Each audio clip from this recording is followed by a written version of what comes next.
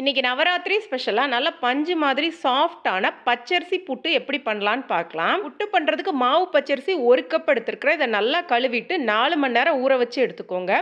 இது நல்லா ஊறினதுக்கு அப்புறமா ஒரு 10 நிமிஷம் தண்ணியை வடிய வச்சிருங்க. ஒரு துணியில ஃபேன் முன்னாடி 15லேருந்து 20 நிமிஷம் அரிசியை உணர வச்சு எடுத்துக்கோங்க. அரிசி பார்த்தீங்கன்னா தொட்டா ஈரம் இருக்கும், ஆனால் உதிர்ந்து வரணும். இந்த பதத்தில் இருக்கும்போது மிக்சியில் போட்டு நல்லா பொடி பண்ணி நெருக்கமான ஜல்லடர் போட்டு சலிச்சு எடுத்துக்கோங்க.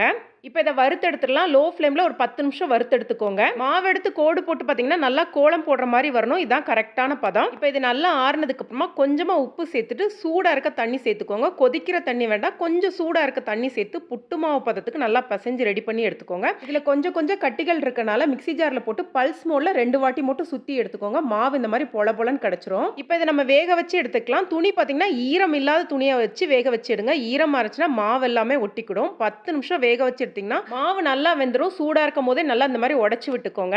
பேன்ல 3/4 கப் வெல்லம், 1/4 கப் தண்ணி ஊற்றி நல்லா கரைஞ்சதுக்கு அப்புறமா கொஞ்சமாக ஏலக்காய் தூள் சேர்த்துக்கோங்க. வெள்ளத்தில் தூசி இருந்தால் வடிகட்டிக்கோங்க. இது வந்து கொஞ்ச நேரத்தில் திக்காகி இந்த மாதிரி பதம் பார்த்தீங்கன்னா தக்காளி பதம் மாதிரி சாஃப்டாக இருக்கும் போது கேஸ் ஆஃப் பண்ணிட்டு நம்ம ரெடி பண்ணி வச்சிருக்க புட்டை இதோட கலந்து எடுத்துக்கோங்க. சூடாக இருக்கும் போது கொஞ்சம் ஈரமாக இருக்க மாதிரி இருக்கும். இதை நல்லா மூடி வச்சு நல்லா ஆற விட்டுருங்க. ஆறுனதுக்கு அப்புறமா நெய்யில் வறுத்த தேங்காய் முந்திரியும் போட்டிங்கன்னா நல்லா பொல பொலன்னு ரொம்ப சாஃப்டாக தொடுறதுக்கே பஞ்சு மாதிரி இருக்கும்.